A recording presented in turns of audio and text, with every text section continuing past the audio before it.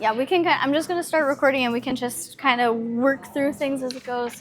Yeah. Are you just kind of sitting on the edge, or am I sitting back? I feel like these couches are weird. These depths trip me out a little bit because I'm like, should I be sitting like this, or like however tall enough to sit back? But yeah, I will. Let's see. Yeah, and then is there anything like important that you like would hope, like anything that you've thought of, like, oh, I really hope that we covered this? No, I mean I kind of read through. Okay. What's that? Oh, you can have that with you if you want. That's what me and Jody did. Yeah, I mean I kind of read through and kind of, I don't know. Yeah. Put a little bit down on paper what I was kind of going to talk about, but. Yeah, that sounds great. So, we can just kind of roll through some of the questions and. Yeah, absolutely. Because this is exciting. Because this is the third episode that I've recorded. Nice. And I'm excited. And then I actually have an episode with Chris Buckingham later today. If you've ever heard of him. Chris Buckingham. The name sounds really familiar. Yeah, he owns Solve CXO. Okay. Yeah, kind of a fractional operations officer. Oh, okay. Yeah, and then Mackenzie, if you've heard of Mackenzie from Brim Marketing, I'll have her on the podcast tomorrow, which is great. So, nice. Yeah. Awesome. That's kind of fun. You enjoying doing this then? Yes, I absolutely am. I wanted to start a podcast for the past 6 years, and it's it was just a matter of what podcast do I start? What do I talk about? And what value can I bring? So this is kind of really kind of came natural for me to want to start a podcast, and it's kind of it's great that it can kind of be that sales funnel too. The people that I'm targeting are people that I can help out. So and it's everything's super authentic about it, so it just works out perfect. So and it'll naturally evolve as you want to take it different places. It's kind of amazing when you go back and watch some of the early podcasts with some of the big names like Joe Rogan, anyone. Yeah, it's how much they evolved. Yeah, absolutely. Because those are the comedians when they took over the podcast space. Those people are definitely a huge inspiration for just the conversational podcast instead of just the too overly informative. Yeah, exactly. It should be more of a conversation. People don't want to listen to something that's too scripted, I feel like. Absolutely. So, cool. Okay, awesome. We'll just jump. And then also, I do edit the podcast, so if there's any ums or ahs, or if you ever need to just take a moment and think, it's super easy for me to edit that into script, so it's easier to just take a breath, take a break, and then it always just edits that out. So no pressure to get it perfect in the first take. Yeah, no, sounds good. Yes. Hi, my name is Jessie Haas. I am the founder of the Delegated...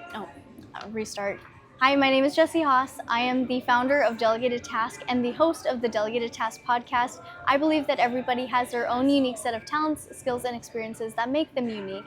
And that's what I hope to bring on this podcast to highlight individual business owners in the Fargo community and what value they can bring to the table. And today we have Jacob Henderson. He is a Fargo-based entrepreneur with a passion for building both businesses and community. Originally from a small rural town in Minnesota, he studied finance and marketing at North Dakota State University before beginning his career in personal wealth management. In 2017, Jacob took his first entrepreneurial leap by purchasing a rental property with two friends. A decision that launched years of buying, renovating, and developing residential and commercial properties. Today he owns and helps manage several companies, including the Fargo Flooring Store and Dakota Stone and Tile. Driven by relentless curiosity and fearless approach to new ventures, Jacob finds inspiration in Theodore Roosevelt's "Man in the Arena" speech and believes deeply in the power of relationships. He credits much of his success to the incredible people in his life. He is also proud to call Fargo-Moorhead home, and Jacob is committed to giving back to the community that has given so much to him. Welcome to the show, Jacob. Thank you so much for having me. Yes. Appreciate that. So, to kick off the episode, could you give me a little bit about your backstory and the rise to fame, I call it, as to how you got to this place even? Yeah, it's kind of interesting when you think about that. It's where did it all start, right? So, grew up in a small town. Went to NDSU, studied finance, marketing, did some jobs in wealth management in Minneapolis. I was out in Colorado for a number of years, and then came back to Fargo and started to get into real estate. Loved the tangibility of owning a house versus managing stocks and bonds where it's just numbers on a page or whatever. And from there, it just kind of blossomed into doing a lot more ventures. And as a lot of people that are in real estate would realize, you never know which road that's going to take you down when you start buying and selling real estate. So. And you mentioned that when you were in that private finance world that you had this amazing job, but what was that aha moment that you were like, man, there's more to this career and there's more that I want from my career than just this? Yeah, I mean, I was living in Grand Junction, Colorado at the time. I was 26 years old. I had a corner office with a beautiful view of the mountains, and I had never, kind of felt so alone in my life. And I realized like it wasn't bringing me joy on a daily basis. And something I kind of took away from that is like living in a beautiful place, all the hiking and skiing and all the things, I realized like without like the people surrounding me, like I was never gonna probably have that, satisfaction that I was looking for. And I moved back to Fargo, and I always loved Fargo, and the people here are just so warm and welcoming. And, I've always had a little bit of that entrepreneurial spirit, and I don't think there's a better community out there for if you want to start something. People in this community want you to start something, and they want to help you succeed with it. And that was a big turning moment for me. And did you see any of that positive culture back in Colorado? A little bit, but just not like Fargo. I don't know. I've always told people, I'm like, it really is a unique place. I mean, when I lived in Denver and I lived in Minneapolis, in those bigger cities, it's very hard to find that community. It's just such a big place. You just kind of feel like a number in a crowd.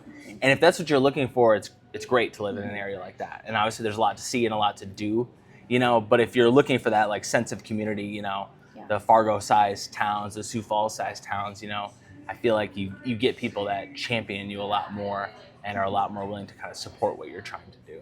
So. Yeah, absolutely. And then when you were in Colorado, did you have that entrepreneurial thought? Like, did you think, man, I want to start a business one day, or did that come as a result of that burnout you faced? I think it came as a result of realizing that I was not on the right career path. Like I was not satisfied. And it wasn't until I moved back to Fargo and kind of started linking up with some friends that had moved back, and they're like, hey, we should, buy a house, a rental house. And I was like, we don't know anything about rental houses, and that just kind of led one thing to another.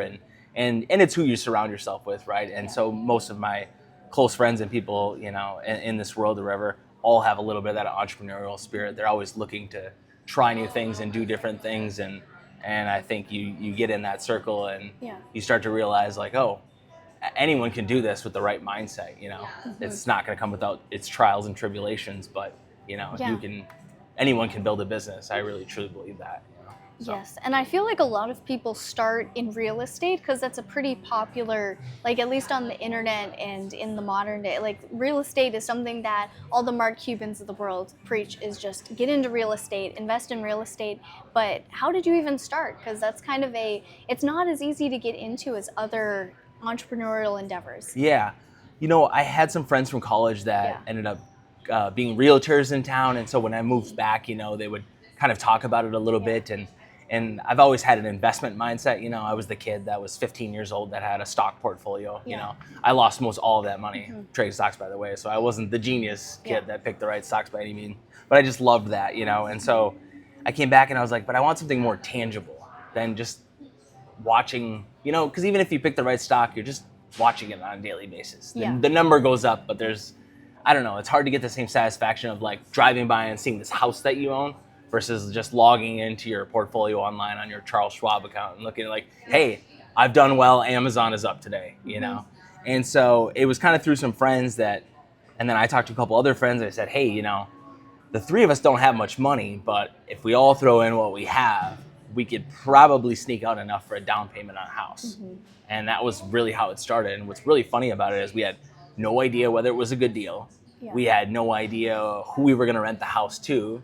We really had no idea about any of it. And so I think some people get caught up in like, what's the best thing to do?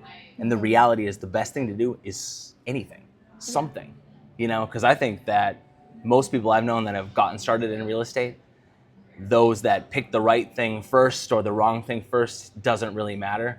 They just kept going with it. And you'll start to figure out what works for you and what doesn't work for you.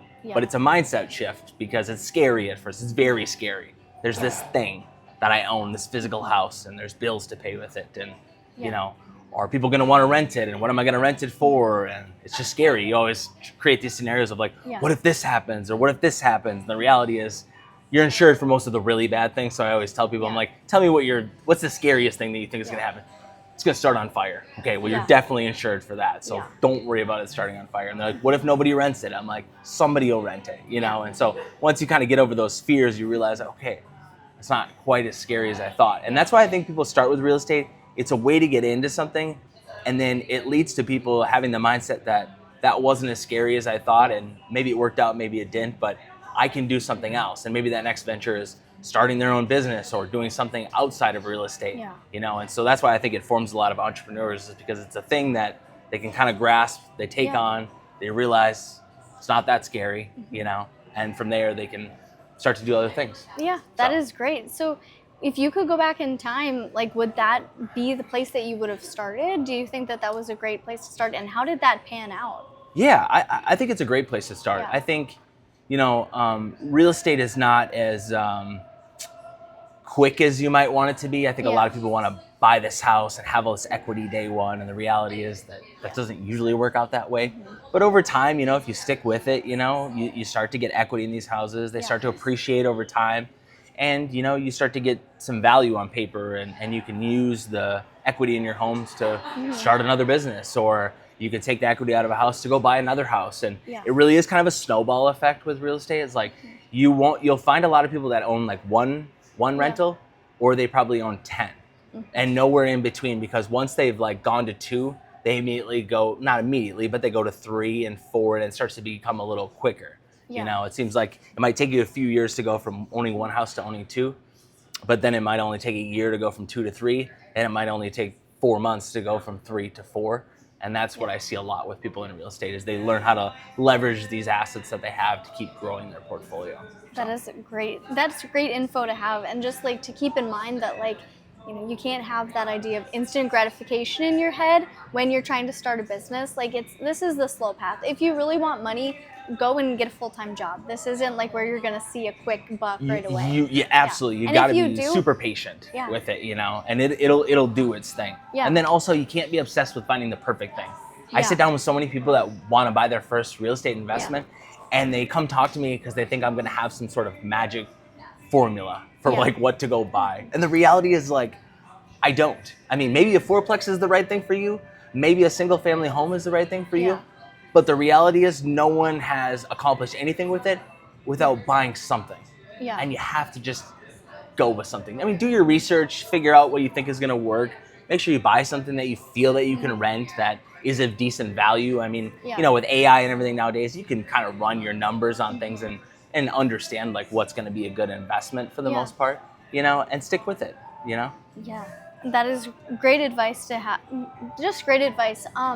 And then where did that transition from just the rental property? Did you take on any more rental properties, or did you shift your focus? I mean, it led from a duplex by Concordia to then we had like a 3plex by MSUM, and then we had a 4plex by MSUM, and then it led to some single family homes and an 18plex. And, you know, it's morphed and changed a lot over time. You know, we've sold a lot of things that weren't really, you know, our style or how we were trying to have properties, and we've gone different directions, you know. Now I have, you know, a handful of Airbnbs, I have some like commercial properties, I still have some single family homes, and now I'm trying to build some things. I'm building a few houses and renovating some townhomes, and it's just kind of morphed and changed, and I've kind of been left myself open to different paths with it. I think sometimes too, people are like, I'm gonna go down this path, and they realize like that path isn't satisfying, or maybe it's not doing what they hoped it would from a financial standpoint. You gotta leave yourself open to going down different paths. And I've met a lot of amazing people along the way too. So all these things I do with other people. I've never done any of this alone. I've yet to do any real estate thing by myself. And it's so fun to do it with other people, because they might have a different idea than you, or a way to make it successful, or they'll call you out and say, hey, this isn't working, we need to sell this, and like go do a different path because it's just not working the way that we thought it would. So And how do you navigate those challenges of working with people? Because for me, at least, it's kind of intimidating to start to work with somebody on, like, as a partner, because, like, well, what if they burn you? What if something goes wrong? What if that relationship gets ruined? It sounds like more harm than good sometimes, and it sounds like a hassle sometimes, but what has your experience been like since you've had such great experience? You know, everybody that I own businesses with or have partnered with, I would consider like very good friends of mine. Okay. You know, I have deep relationships with these people. So these aren't people that I kind of know on the surface, you know. Most of the time with that can be hard to do a business with someone that you don't have. I mean, ultimately you have to have a very deep trust of somebody you're going to be partners with. Because you can't sit there and wonder, are they doing the right thing? Are they, you know, carrying their weight with this? Are they, you know, going to be able to write a check when a check needs to be written, you know? And so you have to have a lot of trust in the people you're doing that. But, you know, I grew up in a small town where relationships are everything, you know? Like you form deep relationships with people. It's a very deep sense of community. And I think, you know, going from that small town to Fargo, which has a lot of that small town roots of like, you know, personal accountability and getting to know people at a deep level, you know, I think I've taken that with me and formed those relationships and tried to do business with those people. Because I don't lay in bed at night wondering whether the people that I'm doing business with are good people. Are they going to do the right thing? You know, there's times where we sit down and say, hey, yeah, you should get more of this or have a bigger share of this. You did more work. And that can be a very hard thing to do with someone you don't know well. But when you have a really good relationship with someone, and I also keep my eye on like the bigger thing, you know? I think sometimes we get caught up in the moment of like, you know, tit for tat or the small thing. But if you keep kind of the big prize at the end of like what you're trying to accomplish with it overall, and be, you know, malleable as you go wherever, you might be surprised at how great things can get to over time. Yeah, absolutely. That is a great perspective to have, and that's kind of almost healthy because as you're like building relationships with the people you're working with, there's no surprises, and that's incredible that you've had such great experience working with people in that way. So to go to the main theme of just going from startup to successful business, how did you take the real estate venture and start scaling it as it went? And then we can also talk about the other businesses you deal with and talk about how that system might have been different from this one. Yeah. I mean, the real estate thing, you have, you know, projects that work out, you have projects that don't. And you have to really kind of, you know, be open with yourself and understanding when something's not working. Yeah. You can't be too prideful and you can't be like, well, this should work. Yeah. There's so many of those. I think in any business and especially in real estate, it's like, this should have worked, but it's not. So now what do we do? Yeah. You know, and I think the people that pivot from that and go another avenue, you know, are the ones that end up being successful. And I think that's with any business too. Like, things move fast, or we thought this path would work, it's not working. So we go to a different path. But I think a lot of people close up shop when they realize like it's not working. Rather than going another path, they just say, this isn't working, I'm out. You know, and I've seen so many entrepreneurs and people in real estate where, you know, they bought that first house and it didn't work out. And they said, I spent all this time, it didn't work out, and I'm done. And they never bought another house or another real estate venture, and they just went back to doing their job and whatever, and that's fine, you know. And I don't think entrepreneurship is necessarily for everyone. I think it can be, and I think anyone could start a business and be successful, you know, if they keep their eye on the prize and do the right things, whatever. But I don't necessarily think it's for everyone in the sense that everyone wants to go through all of that, you know. It's, you know, so yeah, I mean, it's led me down a lot of different paths. Real estate opened my eyes to just entrepreneurship in general. Yeah. And, you know, I ended up buying a building with a friend that we ended up starting the Fargo Flooring Store in, that then we started Dakota Stone and Tile. And so really real estate led us to having a space in this building where I was like, hey, it's not a huge space, but we could, you know, open this up, and met someone else and started this. And it's just, you know, so real estate is really tied into everywhere I've gone. In the businesses as well. So yes. So then, and also your Dakota Stone and Tile and Fargo Flooring Store, they must work in relation to your real estate businesses, because, you know, it's the same industry, similar things. And like, as you're building these properties, do you use any of the inventory you have in your shops? Yeah, I do, which is really fun. So I'm building a couple of houses in Mapleton with my friend Anthony. And it's been fun because we've been able to go into the stores that I have and, you know, pick great products and things that we've, you know, ultimately wanted to see being put into houses. So for me, that's been like the fun, like, because I'm also kind of a marketing major and kind of have a little bit, like, I love the design stuff.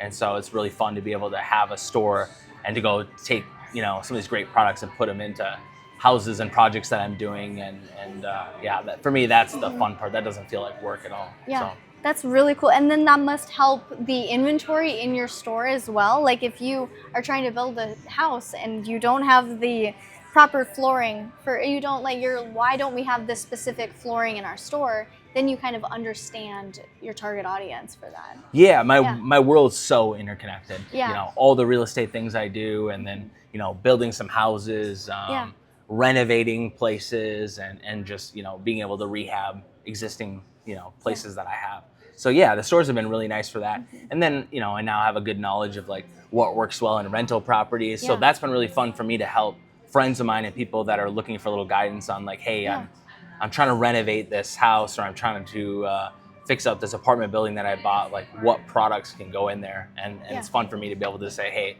you should go down this route. Like it'll last longer. You won't have to redo it as often. And I think that's been fun for me too, to help my friends out.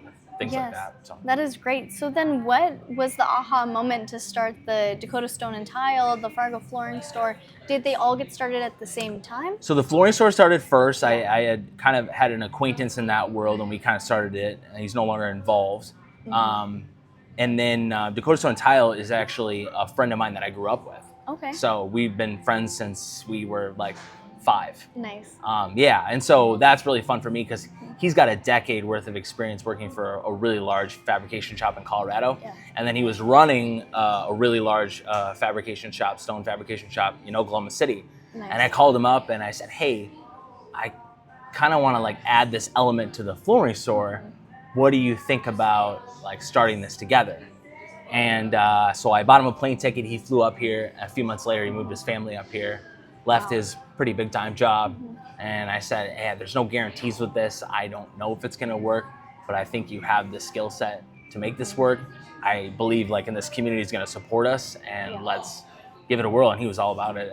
And so it's kind of fun for me because like Shane, who runs Dakota Stone and Tile, is a childhood friend of mine. And then Ryan, who runs the Fargo Flooring Store, is brothers with my business partner in almost all of my ventures. So we're kind of like a big family, And like I said before earlier on, like my relationships with the people that I'm in business with, they run very deep, I would consider most of them to be family to me, Yeah, that is a great support system to have too. That's like, you must like have such great meetings and productive meetings together, and like trying to focus on that long-term strategy as well. So what was that first month of starting that brick and mortar store like? Because that sounds a little overwhelming to try to get all of the moving pieces together. It is incredibly stressful. And we were a business of like needing to have inventory. So, kind of when we originally decided to start the store, I was like, okay, I had somebody that kind of knew flooring store related stuff. And I was like, I have a space, I'll help get it fit up. I'll go fundraise some capital because we just needed to have some money to buy a forklift, to buy a carpet cutting machine, to buy racking, and then to buy inventory to actually go on the shelves so that we had something to sell. I mean, we could do individual orders, but we really were trying to have some stuff in stock that we could sell to people coming in and acquaintances and people that we knew. And so, I mean, it's incredibly stressful. I mean, you're trying to have enough money to buy all these things, to build out a space for a store, to make payroll, to pay taxes, to do all these things, whatever. There are a lot easier businesses to start, I would say, than an inventory business out of the gate, And how was starting that different from starting the real estate stuff? It's obvious, but real estate was simpler in essence, I think, of just like, you get the money together, you make a down payment, you buy a house, sure, you might need to do a little rehab, things like that, but starting a flooring store is like, who's our customers going to be? And we need to go get them now, and so where do we get them? Where are they going to come from? Who's a good customer? And that's still something that we have morphed and changed over time, what a good customer is, In the beginning, any customer is a good customer. You just want somebody to come in the store and buy something. It is incredibly satisfying when they do, I remember it was like August of 2022, we had our first like sale order, and I was like, let's go, anything's possible from here, And so, it's just, in the beginning, everything is stressful. You're stressed, like, what if nobody comes to buy anything from us? Like, what if we don't have money to like make payroll? Like, people gotta feed themselves, and so I understand why a lot of people, when they start a business, it's just them. you know, because I was always very comfortable myself and even Tyler, who him and I have done most of our real estate stuff together. You know, we were always comfortable like together that if it didn't work out, it didn't work out, and we can take that loss on our sheet ourselves. But the minute you go and get money from other people and things like that, that's a whole different thing. Yeah, because now that loss is there, it's their money, it's their savings, it's their trust and faith they're putting in you to make this work because you told them that, you know, this is gonna work. I'm gonna make it work.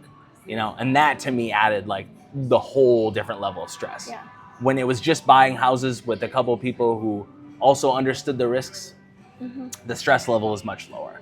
Yeah. But I think for me personally, the minute that I take other people's money and now I'm trying to do this thing with people who have invested in me and this business, whatever, mainly me. I'm sure it could have been any business and they would have put the money in if I thought it was going to work, you know.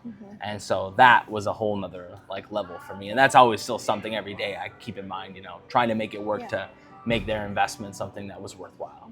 And when you talk about the initial investment, are you talking about like the business lenders, the people who are your employees to start off with? I went to some family and friends to get some capital to start this. I needed some cash, and we weren't in a position where a bank would really do much. I mean, they were willing to open up some lines of credit, you know, a little bit based on the fact that I had some real estate, things like that to back it up, but not a lot, certainly not enough for us to do what we needed to do to kind of get going. So, I mean, you know, the lending institutions in Fargo are great, you know, and if you come with a great idea and you have, you know, and that's where real estate comes into play again, you know, having some assets of something that they're like, all right, you have some assets that we can use as collateral to lend you some money, you know? And so we had part of that, but then, you know, we needed more capital. So it was friends and family that had invested some of the money into some of that too, which, like I said, that was a very stressful thing. And hopefully they'll be happy in the years to come when it starts to really work out. So that is great. So what are some things that you did well while starting up that business, and then what are some mistakes that you might have made or things that you would have done differently? Yeah, I think things I did well is just, you know, being able to pivot, being able to you know, realize when something's not working and going another direction and re-looking at it. You know, I think sometimes, like I had mentioned before, it's when you get too caught up in the idea of like what you thought would work, and if it isn't, then you need to move on. You can't get stuck there, and you can't stay there for very long because you don't usually have time. I mean, over the years, it's like, okay, I have 10 days to get X amount of dollars in the store. Otherwise, I'm not going to be able to pay, you know, my subcontractors. I'm not going to be able to make payroll, you know, things like that. So you just don't have time to sit and wonder why it didn't work. You just go down a different path. You know? So I feel like we in general as a like store with all the guys have been very good at like trying to go down different paths, thinking like maybe this is a good one, but it's not working. So we're going to go try to go down this path and see if we can get customers that way, you know, and kind of being very open-minded to that, you know, has been good. The biggest mistake, I think, and it's almost the mistake that every business makes, is not paying close enough attention to the dollars coming in and the dollars going out.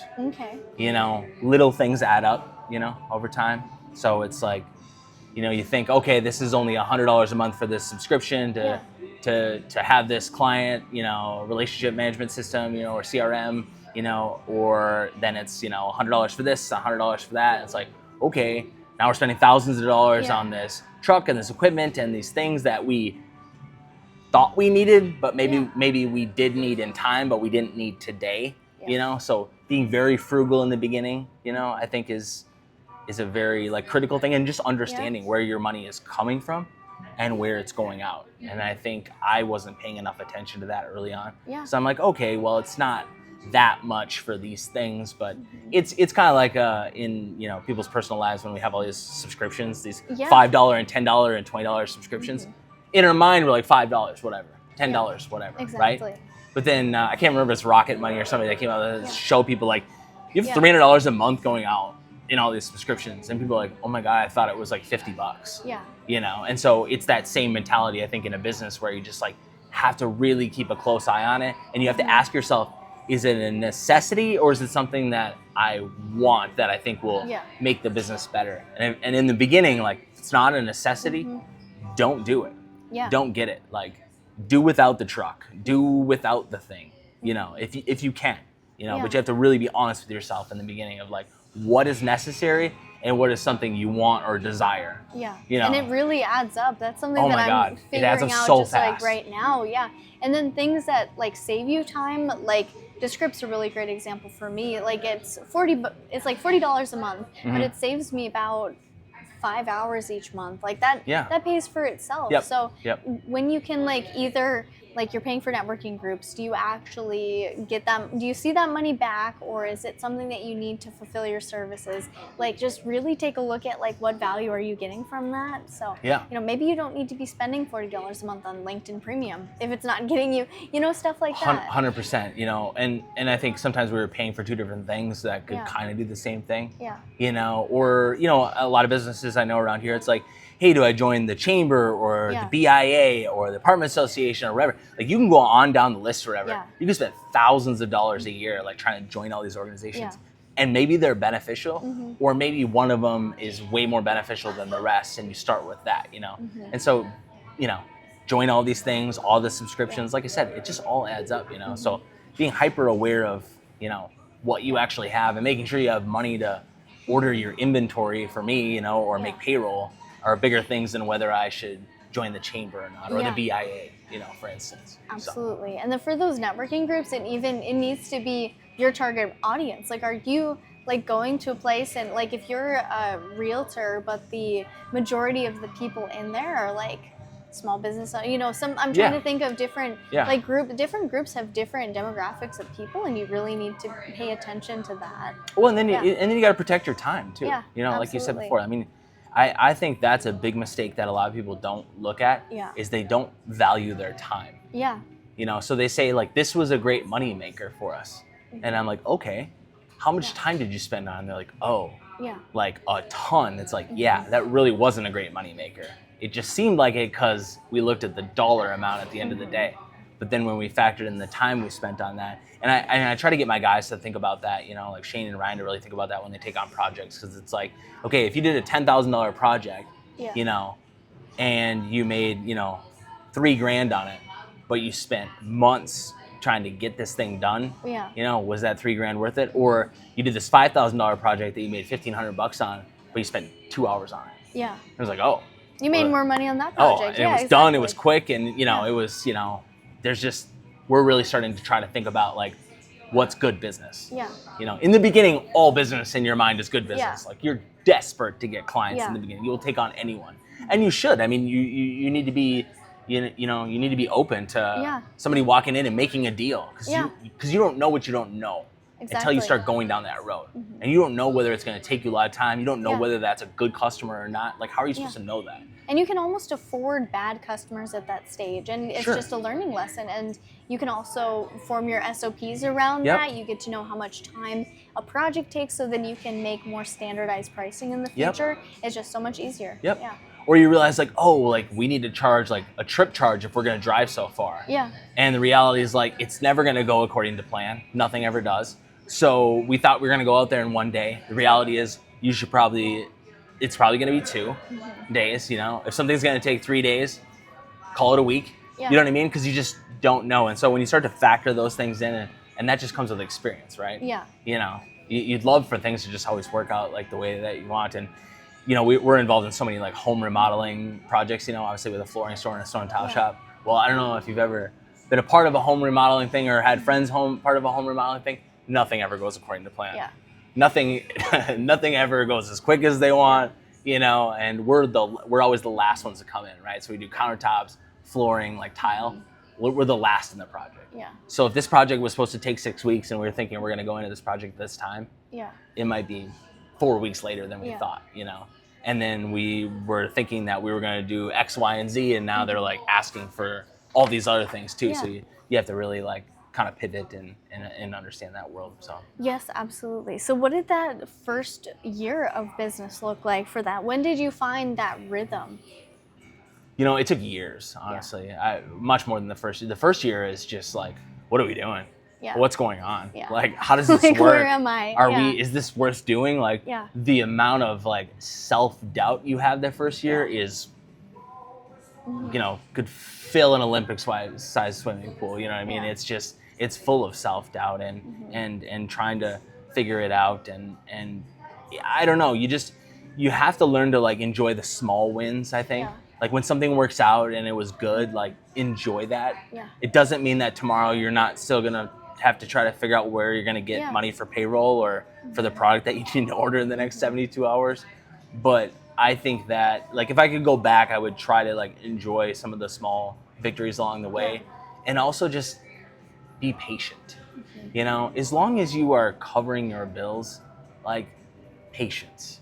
Like it'll start to accumulate, and I think it's no different than in real estate where it's like, you know, people that have one property and it's like it's moving along, it's not doing anything, and they kind of just lost the excitement of it, and they're kind of like, you know, I thought this was gonna turn into more.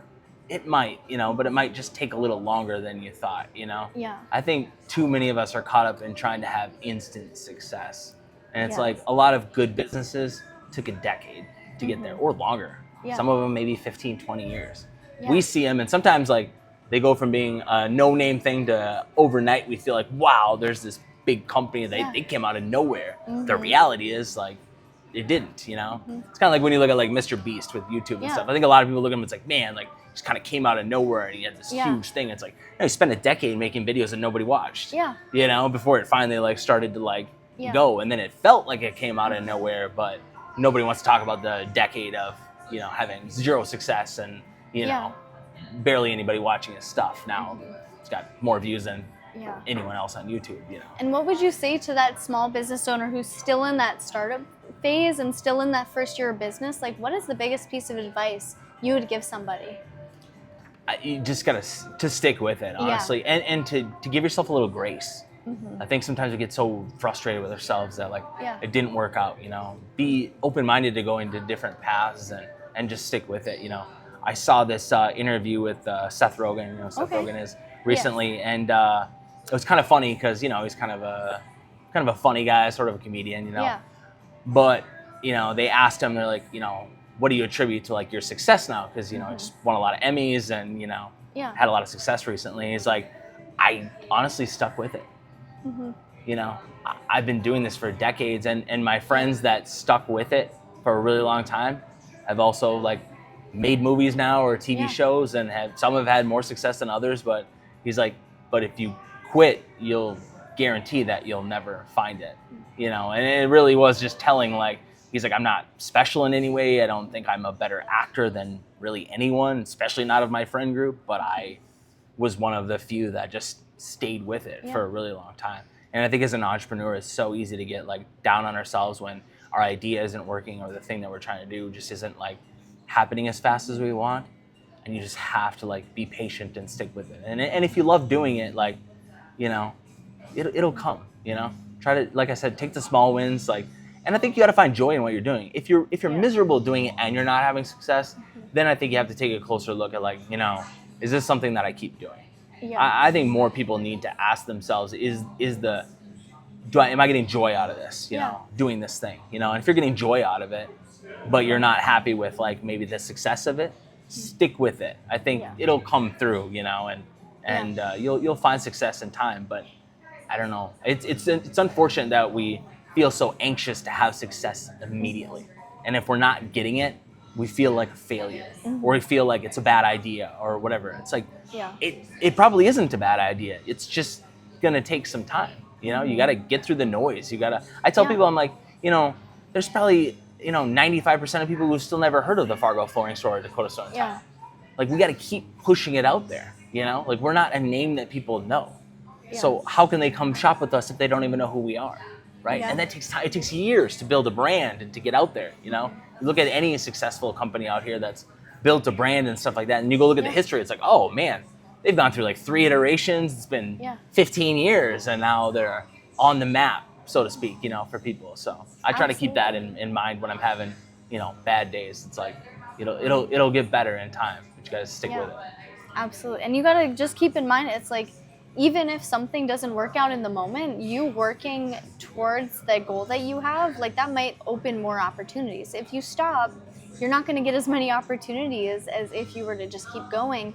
And, you know, because you might just meet somebody new, you might run into a new opportunity that's different, but it's okay to pivot sometimes. 100%. I have a good friend in real estate, and he gets a text or call every week of people that like want to sell him their house because they know that he's open to doing that. But it didn't happen overnight.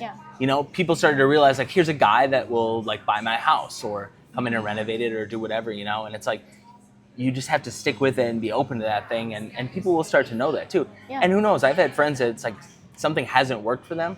They've pivoted and now gone to start something else with someone else. That's now working, you know? So the first thing, you learn so much too. I think that's the thing, like even if you fail, the amount that you will learn when you're trying to do your own thing is insurmountable. Like you will never learn as much working for someone else as you will trying to build something from scratch, from the ground up. I mean, it is wild. You learn to be an accountant, you learn to be a salesperson, you learn to be a manager, you learn, you know, you learn all of these things. You're forced to. There is no other choice, you know? And so that's why I think it's so valuable. I think anyone who has gone out and started their own thing or tried to start their own thing, good, bad, or indifferent, whether it worked out or not or whatever, I have an immense amount of respect for. Because it takes a lot of courage to do that. And it takes a lot of guts, and I also think that they're a great person for someone to hire. I think sometimes we look at like work experiences like, well, they worked for all these companies, but then you look at the person that like started their own thing and they're kind of like scoff at that. I'm like, go talk to them. They probably know way more about like what goes into this business than the person that just worked for a few different ones, because they were forced to wear all the hats. And I think that's a great hire for someone too. So even if you're an entrepreneurial type where it didn't work out and now you want to go get a job, I think you have an immense amount of value to add to any business just because you were forced to know how it all works. You can be in a manager role and understand like what it actually takes to go sell something. It's not easy. You gotta put yourself out there. Selling stuff is hard. You're gonna get shut down a lot. You're gonna get a ton of no's. You're just gonna get people that ghost you, don't respond to you, you know? And that stuff hurts, right? So once you've done that though, like now you go and you just have so much respect for people that sell. So I think that's something to keep in mind too. Anyone that started a business or whatever, it's like, don't be too hard on yourself. Like you have a ton of value to add in other places, and you never know, the next thing might be the thing that works out, you know? And what's the difference between pivoting and flailing? I see a lot of people kind of hit a wall, or they are not seeing the traction they want to. So then they'll go in so many different directions. It'll be sporadic. They'll throw spaghetti at the wall. When do you see, like, what are the signs of flailing versus pivoting? That's a great question, you know? And I think like, you can't do, we'll go back to time, right? You only have so much time. You can only put so much concentrated effort into something. And I think if you go too many different directions, then you just don't have enough time to put into anything. And I've been guilty of that myself. I'm like, okay, who's a good customer? Is a home builder or a person that does home renovations, a realtor? Like who's a good customer? I mean, they're all good customers depending on what the project is, right? But it's like, who do you spend your time and go after, you know? And around here, it's like, for me, it's like, who do I have relationships with already, you know? Because I think if you're one person removed and have a relationship with someone, that's good business to go after, because you kind of have a warm introduction, you know, to more people. But yeah, I see a lot of people that are flailing probably because they haven't picked another direction. Okay, if you pick the direction and you don't feel like it's working, pick another direction. Don't pick 30, you know, and try that direction, you know? And if that's not working, go to the next one. And you can have a couple different avenues. But what you talk about flailing is when people don't value their time, or they think like, I'm just gonna, you know, try to throw a million different things out there. And then it's kind of the jack of all trades, master of none kind of thing. The problem with that is, maybe you can do all of these things in these different avenues, whatever, but can you do them well, you know? And that's something like we're trying to kind of define ourselves, like, what can we do and do well? You know, because like, you know, there's bigger commercial projects where it's just like, we're just not really there as a store to like take on a huge apartment building that's being built, you know? That's just not that's not the business we want right now. Could we accomplish it, you know? Sure. But is it like really what we want to go after? Is it really what we feel good about and that we know we can accomplish well and the client or customer is gonna be happy with? Not necessarily. So for us, that's not the avenue we're gonna go down. So we turn a lot of that down. We say, thank you, thanks for thinking of us. It's not really the business we're trying to go after, and trying to concentrate our efforts, you know, on the residential side or the small commercial fit ups and things like that. That's a hard pill to swallow when you're like, because in the beginning you're like, but somebody might want to give us business. And then starting to say no is becoming more popular for us because we're like, we either can't do it well or it's a little outside of our depth. And I'm not saying people shouldn't go outside of their comfort zone to do things, but we've already gone that route and it hasn't necessarily been the best work for us. So we realized, well, if we stay in this concentrated area, we know we can do well on these 3 paths. We don't need to go after these 3. Maybe in time as we grow and get bigger, but that's hard to do too. Because like I said in the beginning, you're like, anything anybody wants to do with you sounds amazing because it's revenue in the door. It's a potential project, you know. And only over time do you get comfortable saying, no, we don't want to take that on, you know, which is still hard every single time. But you have to kind of be honest with yourself about what you think is going to be good for you, for your business, and for the growth, you know. And then when you're trying to take on those first few clients, it's important to not cut yourself short. Like you need to be open, but you can't be too flexible because then that just opens the door to so many more problems than good. Oh, it does, you know, and people, you can't please everyone either. And people will kind of walk all over you, you know. You also have to be open, though, to constructive feedback, you know? Like, hey, how did this go? It's like, okay, well, I kind of thought you guys were going to do this, and you did this. So I'm not, like, unhappy, but didn't quite meet my expectations, you know? And that's something that's really hard, too, especially when you put a lot of effort in. I remember the first, like, you know, year, you spend a lot of time wanting to make sure every person is happy. And some people just don't want to be happy. That's just how they're wired. They're not happy with anything. They wake up every day and it is raining outside. You know what I mean? They wake up, they kick the puppy, they outside. You could have done the most amazing job ever in their house and they will not be happy. And you just kind of have to swallow that pill. But it's hard at the beginning because you just want everyone to be happy. You know, because you're trying to build a brand, you're trying to build awareness. You want you want repeat customers. You want that person to go tell other people they had a good experience. The reality is, even if it went great, they might not do that. So you can't take it too personally either. That is a hard thing for me, though. I, you know, in the beginning took everything personally because I felt like, why didn't we do it better? Why are they not happy with us? And you just kind of learn to live with that. You definitely want to try to make your customers as happy as you can. You just can't make all of them happy, and you got to just kind of keep moving forward, you know. And how do you know as a startup when you're ready to start scaling, not just growing, but scaling the business? Yeah, that's a great question. You know, you obviously have to have the business coming in to scale. So I also think that you have to want that. I really do. I don't think companies grow based on like, wow, this seems to be really working. We're really growing. We're going to hire a bunch of people. I think you either kind of go in with the mentality of like, I want to grow a bigger business. I want to make this into a bigger business, or I want to have this be me or my thing or a small business or whatever. And the reality is plenty of the smaller businesses, like you can make money, you can have a lot of satisfaction, you can wear all the hats, you can do all that. That's perfectly fine. You can build it into your lifestyle. There's nothing wrong with owning a lifestyle business. It just depends on what your goal is as a business owner. There's millions of businesses in this country that are sole proprietorships or small LLCs owned by one person that are just doing their thing. There's absolutely nothing wrong with that. And they don't ever want to get bigger. Or maybe they want to grow income-wise or whatever, but they don't want to hire more people because they don't want to manage people. They don't want to have a bigger business.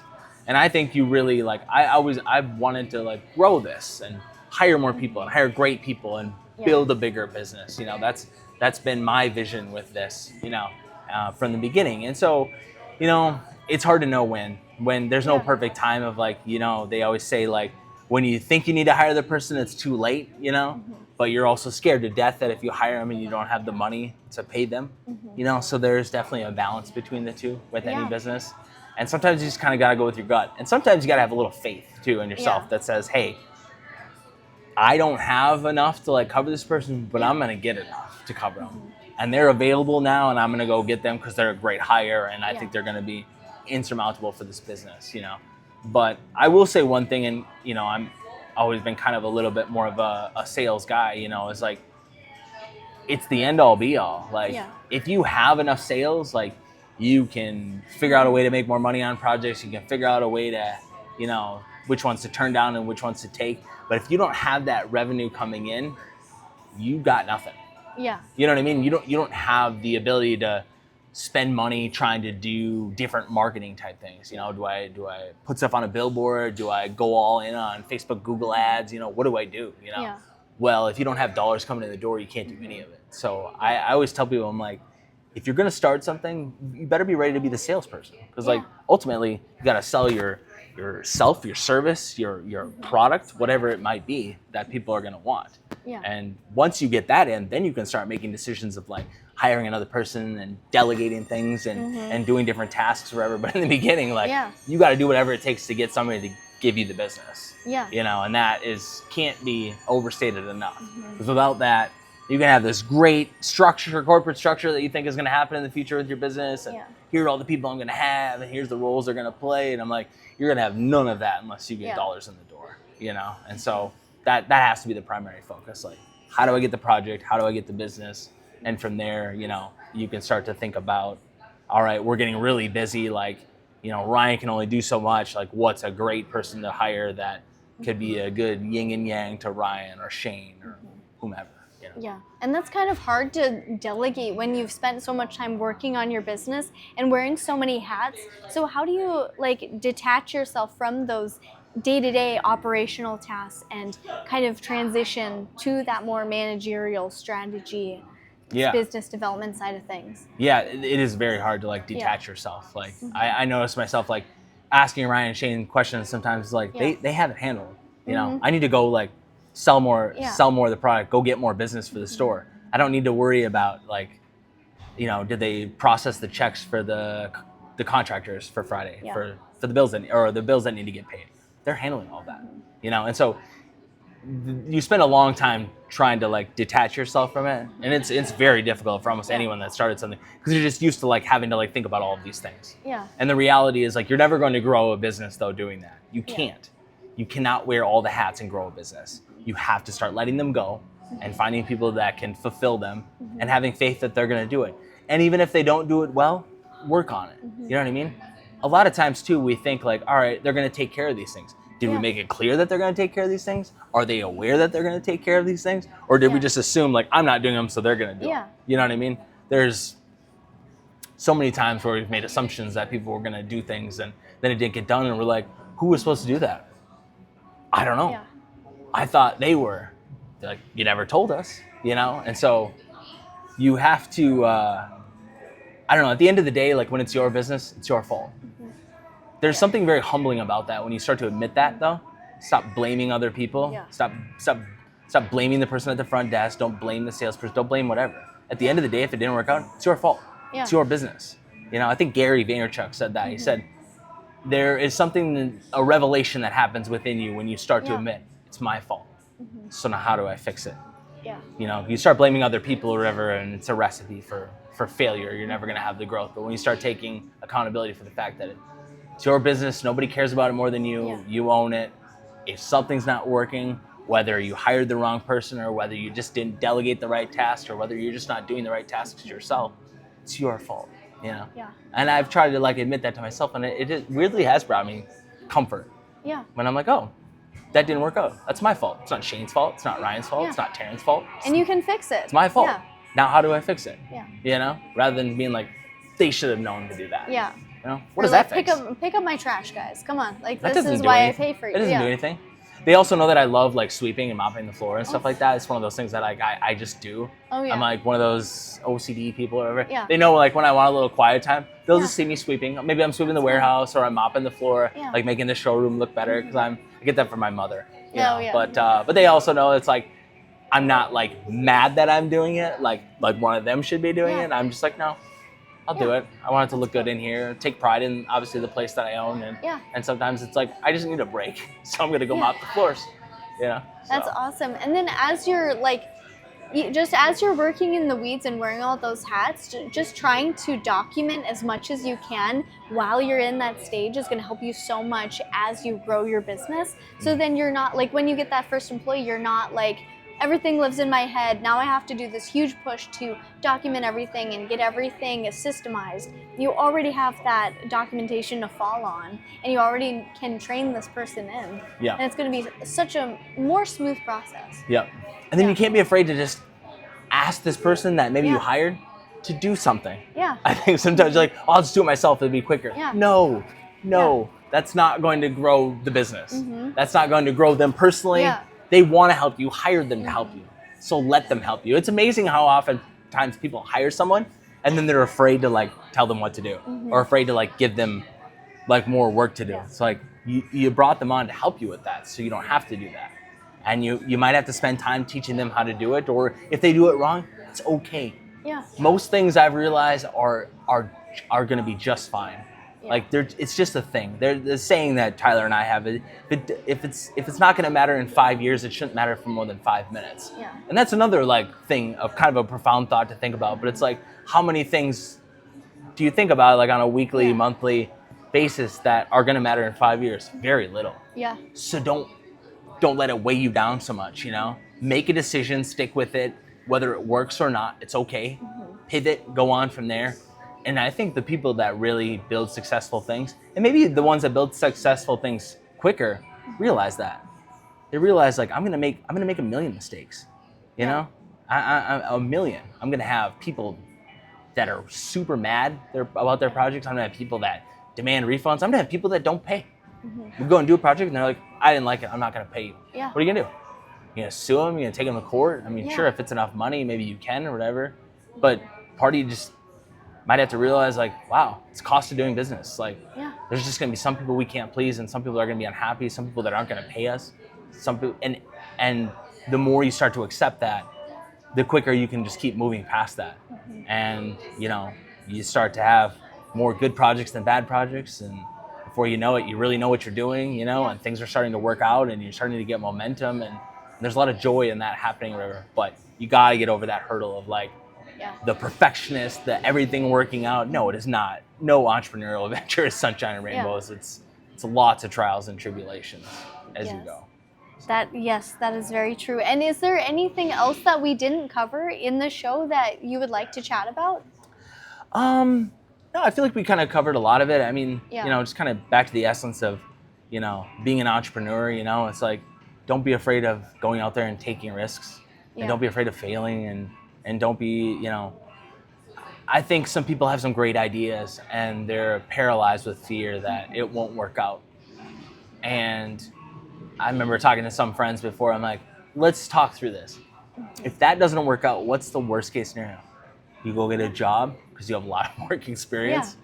You're very hireable, And once you realize like the worst case scenario is not really the worst case scenario, like you're not going to be on the streets, I think once you kind of work through that, or your house didn't work out, great. So maybe you start with a single family home, you got a very sellable product at the end. You did some work to it, maybe it didn't work out the way you wanted, maybe you didn't get the rent that you wanted, and it's kind of flailing, as you mentioned before. So you sell it, and you move on. And maybe you try something different in real estate, maybe you try something different completely, But I think that the real tragedy in today's world is people either never giving themselves enough credit and trying something, or thinking that if they fail, they're a failure, or realizing that like maybe you're 2 fails away from creating the next big thing. But you got to be open to it, And I think this community is incredibly supportive of small businesses. I mean, like I said, I've lived quite a few different places, and I've never met as many people that are invested in like, between Startup Brew, all these things that we have here in this town. Like, people want to see people start businesses, and they want to support them, and they want them to succeed. It's really like an entrepreneurial paradise in Fargo. It really is. Like, you can create great relationships with people, and they will cheer you on. And support genuine. Your business. And they genuinely want to do that. Which is what I think is so great about living here. That is a great observation to make, just because I've seen it all the time. Where else would I have such a community to back me up and to continuously follow the stuff I'm posting? And, I've had such great success on the social media side of things and my marketing side of things, and just networking out in the community. Everybody just wants to see you succeed. So that is an incredibly true statement. What if the listener could take one thing away from this show, what would you say it would be? Go try something. Go take a risk. Absolutely. I think you talked about that Teddy Roosevelt quote in the beginning or whatever, the man in the arena. I love it so much because it's the essence of it is like about the man in the arena, marred by dust and blood and sweat, and at least he'll never know what it's like to be the person that never tried anything. I might fail and daring greatly, fail badly, but at least I'll never be with the cold and timid souls that never tried anything. You know what I mean? And that's kind of like, I try to live my life that way. It's like I might fail huge at these businesses. They might not work out. I might fail huge in all my ventures or whatever. Yeah. But at least I tried. Yeah. I tried to do them. I tried to do something, and I think that to me is living, right? I mean, just you know, I don't know. I've always had this big fear of like just punching a clock and never trying to do anything, you know, and then retiring and that being it and the end of my days, right? You know, I decided that I never wanted to do that. I'm going to try a lot of things. Some of them are going to work, some of them aren't, but at least at the end of the day, I'll have put myself out there to try things. So I challenge people that, you know, have a good idea or itching to try something, go try it. You know, you might fall flat on your face forever. That's okay. You know what I mean? But at least you'll have tried that, you know? Yeah. And you'll have a lot more respect from people than you would imagine, even if it doesn't work out. Yeah. And I think that one of my biggest takeaways is that it takes a lot of focus to grow your business, and it takes a lot of intention, it takes a lot of strategy, and it takes a lot of understanding of yourself and how you work and where your strengths are 100%. And what things you need to delegate in order to grow your business, because you can't do it alone, and you can't do it without an amazing community support you, and you can't do it without the partners that you have working with you, and we can't do it without our customers. So just playing into your strengths and building those relationships and staying genuine. And it's like we have such a great opportunity in Fargo to build those relationships. So wherever you're at, take advantage of the blessings that you've been given. Play your cards right. Yeah, for sure. That is awesome. And then what are some podcasts that you listen to? What is like I'm adding this as a new section to the show. Yeah. Like, what are some podcasts that you listen to, or any like informational books that you read? What media do you consume? I as far as like I love reading when it comes to like kind of consuming my data. So not as much on the podcast. I mean, I love listening to, you know, if there's something interesting on Joe Rogan, I'll listen to that, or like the Bad Friends podcast. I think those guys are hilarious. So like when I just want to laugh, like I'll listen to those guys because I think they're really funny or whatever. But no, I love reading books. I just read a book on, you know, like excellence, you know, and then I'm reading a book called Essentialism right now, and I don't know, I love taking all of that in and trying to realize, like, I don't think you can get better unless you start absorbing some of those things, you know. And I take so much away from the things that I read too, and you know. One of my big takeaways from probably the last 5 to 10 like business related books that I've read is like almost every one of them has a theme in there about joy, which is really interesting. It's like most of them realize like you can't really build anything worthwhile without finding joy along the way. You know, so for me it's just like I start to see these similar themes. Sometimes it's not so much what this one book said, but what are all of these books saying? What is the common thread amongst all these very creative or entrepreneurs or, you know, business leaders in this world? Like, what are they all saying? And when you can kind of start to like read through all the noise wherever and say like, wow, like most all of them built something incredibly successful because they found joy in it. They were happy doing it. You know, it doesn't mean it wasn't stressful or things along the way, but, you know, take the small wins, find joy and satisfaction with things, and let that fuel your fire to keep going, you know. So. And would you say that you're more into like the psychology and philosophy side of like the book? Like it kind of sounds like it's those you know, like the book on excellence is. Yeah, like, you know, I kind of doing a rotation right now. So I kind of read one book on business, then I go to kind of a fiction book. Like I love John Grisham, so maybe I'll read John Grisham book, and then maybe I'll read the next book like on spirituality, and I kind of like filter through my 3 or whatever, because I realize sometimes it's just good to read something where it doesn't have to be about accomplishing anything, and just, you know, reading something for the joy of reading it, you know, because I like the way the author writes, you know. Yeah, and that's kind of my rotation. That's great. So what is one action item that the listener can implement right now to help them scale their business? I would say, just as a busy startup, document everything that you're doing. Like, right, if you have systems that are just being stored in your head, get those on paper and get them documented, get them in system, organize them in the Notes app on your phone, or organize them in Notion, just something. Or even like if you are designing something every day or whatever system, you could also just create videos and record the steps that you're taking and explain them, however that works. Just get your systems out of your head, because that's a trap I see all the time. And I think, like, you know, you could do that by, you know, kind of journaling some stuff or whatever. I think like one of the things is like, gosh, that project really worked out well or whatever. Like, going back to my time thing, it's like recording your time. Like how much time, like not many people do that, but it's like how much time did you actually spend on that? Like it's super fascinating for people when they're like, oh, God, I had no idea that I spent that amount of time on it. It's like, yeah, so maybe it wasn't as great of a project as you thought, or maybe it wasn't as lucrative as you thought or whatever, because you didn't really think about your time. So that's one thing that I've challenged a lot of people is like to really like think about your time.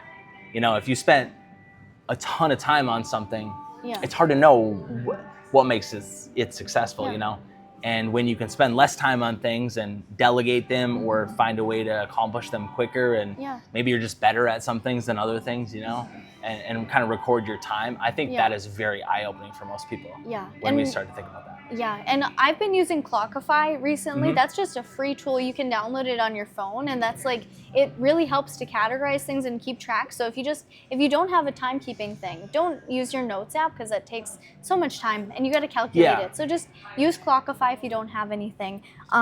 That's great advice for people to have. And also have a specific dollar amount for your time. Don't just assume, don't just guess, just actually just set a dollar amount for your time. Like let's just say your time is worth $100 an hour. Then that's the amount of money that you can spend delegating. And then it gives you a great starting point. Yeah. So where can people find you? Yeah, so I have the Fargo Flooring Store and Dakota Stone and Tile. They go to the fargoflooringstore.com or dakotastonetile.com, and they can see both of those businesses. And we're at 405 Main Avenue in West Fargo.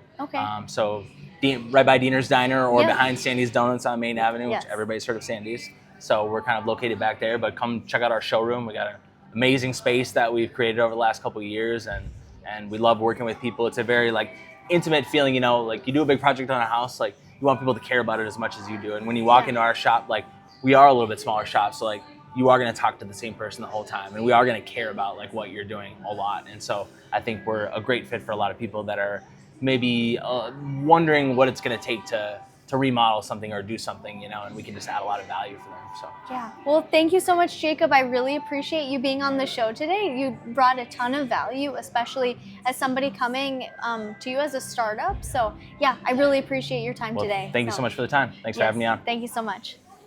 Awesome. Cool. Thank you so much. Yeah, that was fun. Let's see.